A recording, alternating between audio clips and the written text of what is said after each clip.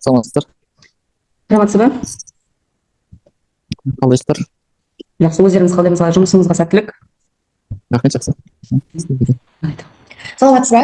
Мен Мақсұт Нұрлан қызы. Батыс Қазақстан облысы Казталов ауданы Талдықұдық ауылы Келмесетов атындағы мектеп өгізі кешенінің оқушысымын. Менің ғылыми жобамның тақырыбы Zero Carbon Emission, ауадағы көміршыл газын азайту әдістері. Бұл тақырыпты таңдауымның басты себебі қазіргі таңда климаттың өзгеруі, ауаның ластануы, көміршіл газдың шамадан тыс бөлінуі әлемдік деңгейдегі өзекті мәселенің бірі болып табылады. Жобаның мақсаты, бұл зерттеудің негізгі мақсаты ауадағы көміршіл газын азайтудың әдістерін зерттеу және осы процессті жақсартуға арналған заманауи технологияларды құру. Көміршіл газ жинайтын шағын аппаратымды назарыңызға ұсынамын.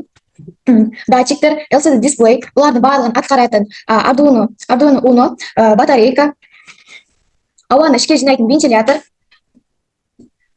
сүзгі ауаны таза күйінде сүзіп сыртқа шығарады. Сүзгінің ішінде қалған көміршіл газы сұйық күйінде осы ыдысқа жіберіледі.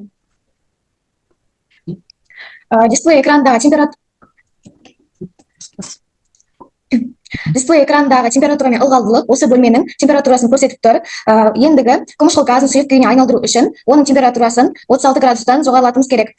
Себебі корпустың іші көміршіл газын сұйыққа айналдырады. Көміршіл газы дегенде. Енді осы шағын макетімді жұмыс істетіп көрсетейін.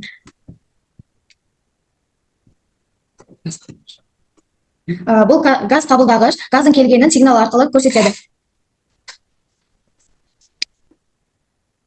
Сандар көріп тұр ма? Экранда көріп тұр. Экранда цифрлар тұр ма? Жалпы қай жақта газ кіреді, қай жақтан шығады, жалпы қалай? Газ осы вентилятор арқылы кіреді. Сосын вентиляторға ауаны сорады, сосын ауа сорған соң қайда барады? Сорылған ауа мұнда барады.